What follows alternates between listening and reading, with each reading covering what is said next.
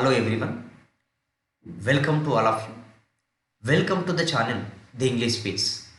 In this video, we are going to learn meanings of the words through root word. Okay, so ఇక్కడ root word నుంచి మనం English words యొక్క meanings తెలుసుకుందాం.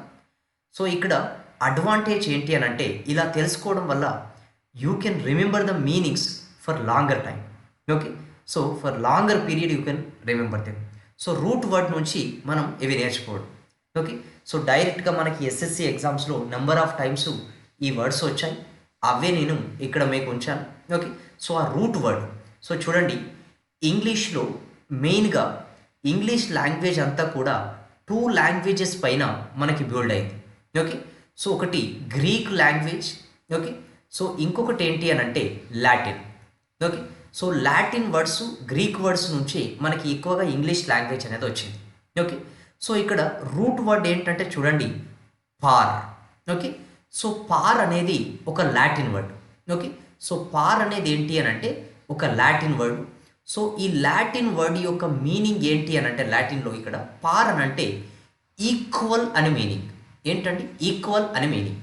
So అది ఇంగ్లీష్లోకి వచ్చింది. Okay, so ఇంగ్లీష్లోకి వచ్చినప్పుడు కూడా అది మీనింగ్ ఏంటి అని అంటే ఈక్వల్గానే మిగిలింది. ఓకే, సో ఇక్కడ పార్ అనే వర్డ్ తోటి నంబర్ ఆఫ్ ఇంగ్లీష్ వర్డ్స్ వచ్చాయి. ఓకే, సో పార్ అంటే ఏంటండి? ఈక్వల్. ఓకే, సో మనకి ఇక్కడ చూడండి, అక్కడ నుంచి వచ్చిన వర్డ్ ఏంటి అని అంటే ప్యారిటీ. ఓకే, సో మనకి ఏ వర్డ్లో అయినా కూడా ప్రెఫిక్స్ ఉంటాయి, సఫిక్స్ ఉంటాయి. ఓకే, సో ప్రెఫిక్స్ అనేది వర్డ్ ముందు వస్తుంది, సఫిక్స్ అనేది లాస్ట్కి వస్తుంది. ఓకే, సో ఇక్కడ చూడండి ప్యారిటీ. ఓకే, సో వీటిని ఏంటనేది తర్వాత చూద్దాం ఇక్కడ. ఓకే, ప్యారిటీ అంటే మీనింగ్ ఏంటి అని అంటే ఈక్వాలిటీ అని మీనింగ్. సో ఇక్కడ ప్యారిటీ అంటే మీనింగ్ ఏంటంటే ఈక్వాలిటీ. సో ఇక్కడ దేర్ ఈజ్ నో ఈక్వాలిటీ అన్నాం అనుకోండి, there is no equality between these 2 persons. Equality దగ్గర మనం ఈజీగా ఇక్కడ ప్యారిటీ అనేది ఉంచవచ్చు. Okay, parity. సో ఇక్కడ దేర్ ఈజ్ నో ప్యారిటీ అనేది అప్పుడప్పుడు ఏంటి అని అంటే మనకు ప్యారిటీ అనే వర్డ్ ఇచ్చి దీనికి సినానిమ్ ఏంటి, యాంటానిమ్ ఏంటి అని అదర్ ఆప్షన్స్ ఇస్తారు. ఓకే, సో ఇక్కడ ప్యారిటీ అంటే ఏంటండి? ప్యారిటీ అని అంటే ఈక్వాలిటీ. ఓకే, సో ఇక్కడ చూడండి, ఈ పార్ అనే వర్డ్ నుంచి ఈ వర్డ్ కూడా వచ్చింది, డిస్పారిటీ. ఓకే, సో మనకి తెలుసు ప్యారిటీ అని అంటే ఈక్వాలిటీ అని. ఓకే, సో ఇక్కడ చూడండి, వర్డ్కి ముందు పెట్టేది మనం ఇక్కడ ప్రెఫిక్స్ అని అంటాం. ఓకే, సో దీని ముందు ఉంచింది ఏంటి అని అంటే డిస్. సో ఏమైంది ఇక్కడ? డిస్పారిటీ. Okay, disparity. సో ఇక్కడ ప్యారిటీ అంటే ఈక్వాలిటీ. ఓకే, సో డిస్ పెట్టినప్పుడు ల్యాక్ ఆఫ్ అనే మీనింగ్ వస్తుంది. ఇక్కడ ల్యాక్ ఆఫ్ అంటే లేకుండడం. ఏం లేకుండడం? ఇక్కడ ల్యాక్ ఆఫ్ ప్యారిటీ. ఏం లేకుండడం? ప్యారిటీ లేకుండడం. ప్యారిటీ అని అంటే ఈక్వాలిటీ. ఈక్వాలిటీ లేకుండా ఉండడాన్ని డిస్పారిటీ అని అంటాం. జనరల్గా దీన్ని తెలుగులో అసమానతలు అని అంటాం. సమానత అంటే ఈక్వాలిటీ, అసమానత అని అంటే డిస్పారిటీ. ఓకే, సో ఇక్కడ ఫర్ ఎగ్జాంపుల్ చూడండి, there is disparity between the rich and the poor. Between the rich and the poor. Okay, so ఇక్కడ రిచ్కి పూర్కి ఏంటండి? ఇక్కడ అసమానత అనేది ఉంది, డిస్పారిటీ. ఓకే, సో ఇక్కడ ఏంటంటే డిస్పారిటీ అని అంటే ల్యాక్ ఆఫ్ ఈక్వాలిటీ. ఈక్వాలిటీ లేకపోవటాన్ని డిస్పారిటీ అని అంటాం. ఎప్పుడైనా సెంటెన్స్లో మనకి వర్డ్ యూజ్ చేస్తాడు. ఓకే, సో ఆ యూజ్ చేసినప్పుడు డిస్పారిటీ అంటే సినానిమ్ ఏంటి, యాంటానిమ్ ఏంటి అని క్వశ్చన్ అడగవచ్చు. ఓకే, సో ఇక్కడ మనకి ఈ నెగిటివ్ ప్రెఫిక్స్ పెడుతున్నాం డిస్ అనేది, కాబట్టి మీనింగ్ అనేది నెగిటివ్లోకి మారుతుంది. ఓకే, సో ఇక్కడ మనకి అనదర్గా ఫర్ ఎగ్జాంపుల్ చూడండి, ఇక్కడ డిస్పరేట్. Okay, desperate. మనకి ఇక్కడ అనదర్ వర్డ్లో చూడండి, డెస్పరేట్ అనే వర్డ్ కూడా ఉంటుంది. ఓకే, అది డిఫరెంట్. ఓకే, సో ఇది డెస్పరేట్. ఓకే, సో డెస్పరేట్ అని అంటే హోప్లెస్, డెస్పరేట్ సిచ్యువేషన్లో ఉన్నాం. ఓకే, సో ఇక్కడ డెస్పరేట్ సిచ్యువేషన్ అని అంటే హోప్లెస్ అన్నట్టు, కానీ ఇది డిఫరెంట్. ఓకే, సో ఇక్కడ వచ్చిన వర్డ్ వేరు, ఇది నేను తర్వాత మళ్ళీ డిస్కస్ చేస్తాను.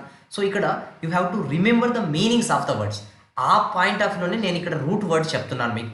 ఓకే, సో డిస్పరేట్ అని అంటే మీనింగ్ ఏంటి అని అంటే కంప్లీట్గా ఇక్కడ చేంజ్గా ఉండడం అంటే కంప్లీట్గా చేంజ్గా ఉండడం అన్నట్టు, అంటే ఈక్వాలిటీగా లేకపోవడం అన్నట్టు. ఇక్కడ డిస్పరేట్, ఓకే, ఇక్కడ డిస్పరేట్ అంటే complete change. So complete change అని అంటాం, ఓకే. కంప్లీట్ చేంజ్ అంటే ఇక్కడ చూడండి, ఫర్ ఎగ్జాంపుల్ ఈ వర్డ్ ఇక్కడ సెంటెన్స్లో వాడుతున్నాను ఇది. His thoughts are disparate from his sister's thoughts. అంటే అతని సిస్టర్ థాట్స్, ఓకే, అతని థాట్స్ అనేటివి అతని సిస్టర్స్ థాట్స్ కంటే కంప్లీట్గా చేంజ్గా ఉన్నాయని, అంటే ఈక్వల్గా లేవు, ఓకే. కంప్లీట్ చేంజ్ని మనం ఏమంటామనంటే ఇక్కడ డిస్పరేట్ అని చెప్తాం, ఓకే. సో అక్కడ ఇలాంటి ఇలాంటి వర్డ్ దగ్గర వాడే ఛాన్సెస్ ఉంటాయి. చూడండి, అక్కడ నుంచే వచ్చిన 2 వర్డ్స్ ఏంటంటే పెయిర్ అని అంటే చూడండి సేమ్గా ఉండడం జనరల్గా, ఓకే. షూ కానీ సాక్స్ కానీ, ఓకేనా. సో అవన్నీ కూడా ఏంటంటే పెయిర్, ఈక్వల్గా ఉండడం అన్నట్టు. సో రెండు కూడా ఈక్వల్గా ఉండడాన్ని ఇక్కడ జనరల్గా పెయిర్ అనే వర్డ్తోని మనం పిలుస్తాం, ఓకే. సో పీర్ అని అంటే కూడా the person who is equal to us అన్నట్టు, ఓకేనా. Who is equal to us, అలాంటిదే పీర్ అని అంటాం. ఇప్పుడు జనరల్గా మీ తోటి వాళ్ళకి ఫస్ట్ ర్యాంక్ వచ్చింది, మీకు ఎందుకు రాలేదు అని అంటారు, ఓకేనా. సో తోటి వాళ్ళు అంటున్నాం కదా, అదే ఏంటి అని అంటే పీర్, ఓకేనా. సో పీర్ అంటే తోటివారు, your peer, okay. Your peer is, ఓకేనా, getting first rank. Why didn't you get the first rank, okay. He got the first rank అనేది యువర్ పీర్, ఓకేనా.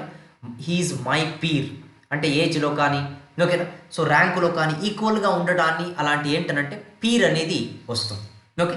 సో చూడండి, ఇప్పుడు మనకి పార్ అనే వర్డ్తోనే ఈ మిగతా వర్డ్స్ అన్నీ కూడా మనకి బిల్డ్ అయ్యాయి. సో ఇలా ఈజీగా మీరు గుర్తుపెట్టుకోవచ్చు మీనింగ్స్ అన్నీ కూడా, okay. So based on this part ఒకసారి ఇక్కడ కింద ఉన్న ఒకసారి క్విజ్ని మీరు అంటే ఇవన్నీ కూడా జతపరచడం పైన బేస్ అయి ఉన్నాయి, ఓకే.